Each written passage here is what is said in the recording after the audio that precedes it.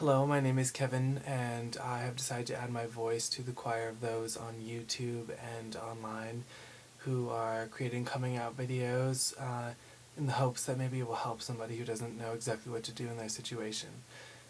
Um, First of all, I'm sorry for the quality, it might be pretty bad. This is just what I had. So, people ask me all the time how long I've known I was gay, and I usually reply, like, how long have you known you were straight, kind of deal, because it's like I've always known. Um, Ever since I can remember, I've been different. You know, I liked to play with dolls when I was little. I had lots of friends who were girls. Another thing is I remember I was like the most outgoing kid. I loved talking to new people. I loved meeting people. I loved hanging out with people. I was just a people person. And I also loved asking questions, you know. In middle school, the social outgoing me began to submerge itself. I remember that was the first year that someone asked me if I was gay, and it wasn't really like a threatening kind of like, "Are you gay?" Are you gay? You know, it was kind of like, "Are you gay?" And I was like, "No, no, no. Are you?" Like, I was just kind of like shocked. Like that was the first time I'd ever been approached or anything like that. And that was also the same year I began to question my orientation. And I can remember sitting down with some very close friends of mine, and I told them that was the first time I said, I think I'm bisexual, which I think actually a lot of gay people do. It's kind of the first step of coming out is, you know, at least admitting that you're a little bit gay. So, you know, it's that first step. And They were like, to my surprise, they were kind of like, Kevin, oh, we know, like, we've always known. And that, like, to some people that might have been a good thing, like, oh, yeah, I totally, like, my friends are totally cool with me, all that kind of stuff. But I was actually more, like, scared on a weird level because it's kind of like, well, who else knows that I'm gay? Like, if I'm that obvious about it, um, who knows, like, should I pretend to not be, like, should I try harder to be straight and, like, you know, cover my voice, cover how I act, who I hang out with, who I talk to, you know, that kind of thing. Because I've heard the horror stories. I live in Montana, and I've heard about the beatings and the killings and the harassment, and I wasn't really sure as a sixth grade kid, like, how to deal with all of that, like, all that fear and emotion and stuff. I tried my hardest not to, like, stick out or excel or, like, do anything that might associate me with being gay. But actually, as middle school progressed, I became more comfortable with who I was. And I think that's in a large part due to my friends, which I'm so grateful for now. But something that actually happened to me over the summer in between middle school and high school was that I realized that I wasn't attracted to girls, and that became especially prevalent during my freshman year when I was asked to homecoming by 15 different girls, and I said no to all of them, and I was like, wow, I really, like, I'm not attracted at all to women in that way.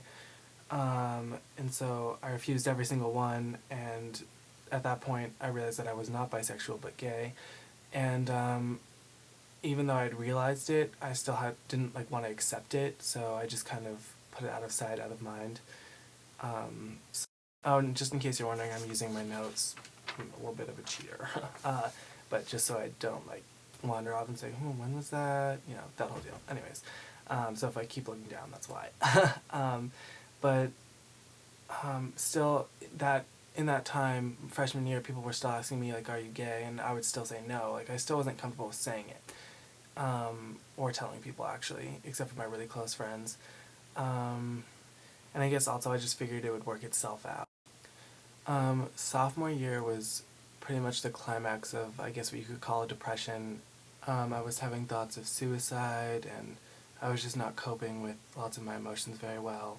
And also, I noticed that during that time, I developed a stutter, which is kind of weird. Like, I want to know the psychology behind that, but like, when I was in the middle of all this, like, emotional trauma in my head and conflicting wants and desires, I developed this stutter where, like, I couldn't talk, and I was, like, stuttering over my words a lot. And that stopped after I fully came out, which is weird, but I can only correlate that they're related. Um, so I guess, and also public bathrooms and like gym and all that was just awful. Like sophomore year was the last year that in our school is required to take gym, and I just remembered like being so scared that somebody would like, be like, "Are you staring at me?" Like, so I just kept my eyes on the ground and hoped that nobody said anything. Um, and also, public restrooms became a place of like such fear that I would just avoid them at all costs. I would go across the street to use the restroom, like to Safeway or something like that. And really, the only person I felt like I could go to talk about some of these things with was my best friend Rick, who actually was such a great person to me at the time. He talked to me about my feelings, and he made me be the person that I'm proud to be today. Um, Finally, junior year came around, and it was just like the dawn after the storm. It was I finally started seeing a ton of things in positive light, and I mean, still seeing all my friends in high school romances was kind of hard for me. Like, just realizing that I'm probably not going to have a boyfriend for a while. That was really hard, and I'm still dealing with that. But I mean, I think that's something that a lot of people have to deal with. So it's just high school, um, and through talking with my friends like really helped a lot. I analyzed myself and my behaviors, and we tried to work on getting better, like being more open about who I am and just like expressing that. And so after talking to my friends, I decided that I would come out. And then I realized that there was no manual for how a gay teen in America should come out, and like what the least scary way would be, like, or what the perfect way would be. I began to realize that coming out wasn't going to be as easy as I had been told or had seen like on TV shows. And you see, I think at that point I watched actually a YouTube video, and there was only like three, and they were all like, "I'm fucking gay, bitches," and, like in the middle of their schools, and it's like, holy crap, like I do not want to do that. So I kind of came up with my own system for coming out, and I don't know if this will help you guys, but here's what I came up with. Stage one, I accepted myself for who I am, and I realized that things won't be as easy for me as others in some areas, like love lives and stuff like that. And relationships will be different as well. Like, you won't, people will always ask, are you the guy or the girl in the relationship? You're like, we're just two dudes who love each other, like, stop freaking out. And also, along those lines is accepting to yourself that you're gay, you don't have to go any faster than you want to, is the basic guideline. Be comfortable with every step of the way of what you're doing, and the second that you accept it yourself, you've come out. You've accepted yourself that you're gay. Along also with stage one would be that there's always going to be the haters. For anything, there's going to be someone who hates you because of it, because you're not their religion, because you're not their race, because you're anything different than who they are. And I would just tell you, grace under pressure. You got to deal with these things as they come, and if it gets to the point where you're scared for your life, tell somebody, okay? And even if it doesn't get to that point, you need to tell somebody always. If you're being harassed or whatnot, you need to tell someone, and you need to deal with it accordingly. Stage two is telling your friends.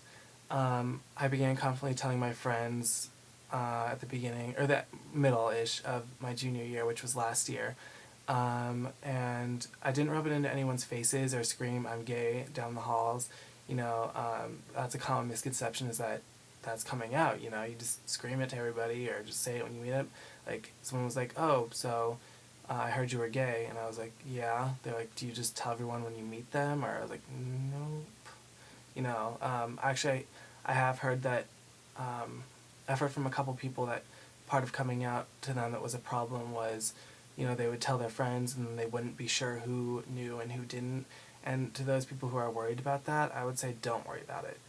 Frankly, it doesn't matter, because as long as you're comfortable with who you are, that's really all that matters, But that's nothing to worry about, you'll deal with it as it comes, and the word will get out eventually. And if it doesn't, hey, you told who you wanted to tell, and if you really want everybody to know, then yeah, scream it in your halls. And finally, stage 3 is not worrying about the future and how things may or may not turn out, just accepting that the way things are is how they're going to be, and just accepting that and going with the flow. Finally, we come to this year, which is my senior year, and actually things have been great for me. I'm doing my senior project on gay pride, and I've been very active in like the gay pride celebration that's actually going to be held in my town this year in Montana. And overall, I've been met with nothing but help and support and just loving friends who are very supportive of who I am. And that's been really, really good for me. And just that so many people have approached me and just let me know that they're allies and that they're here to support me in my fight for civil rights. And it's been a very liberating experience living out in high school. I would say that if there are those kids who are going to be scaring you, like bullying you, maybe if you come out, they won't have anything to bully you about. You know, like lots of the bullying I endured was in middle school, and that was because I wasn't accepting it myself. Like after I told people, they were like, "Oh, well, he's gay. Not going to call him a fag or anything like that," which is kind of weird. But you know, if they really do have a problem with it, then there's something wrong with it. On top of that, recently I attended a speech at Montana State University by Dustin Lance Black, who is I think, I want to say writer. He's the writer of Big Love and Milk. And he's a pretty big activist in terms of civil rights for gay rights and stuff like that. And he spoke with such a fiery passion and amazing strength that it made me want to do everything in my power to help him and to help our cause. So I made a pact to myself to become more socially and politically active, hence this video. And also that I would be able to stand proudly in front of you, my friends, and my family and say that I'm gay. And I also made this video partly in the hopes that you can tell someone who's going through something similar to what I am, or maybe you're going through something similar to what I am, and I hope that this video helps you understand maybe more of the process of coming out, or like what to expect, or, you know, I mean, in whatever situation you're in, it's going to be probably different than mine. But hopefully I offered you a general aspect and look at what it's like to come out in America, because I've had a really positive experience, and I think times are changing, and I think that people just need to get around the social negative stigma that's around being gay. And I think I've definitely done that and accomplished that at my school. You know, I've not had one negative experience with somebody this year, and I think I've diffused lots of the stigma that is negatively correlated with being gay. And if you can do that, just, you know, show everyone that you're a normal person who has hopes and dreams and feelings, that maybe they'll realize that being gay isn't a sin or sketchy or creepy or weird, or, you know, whatever they may think. So I would tell you to remember to stand strong in what you believe, and we only live once, so use your life to the best of your ability, and remember that you can make a difference. And yeah, peace out.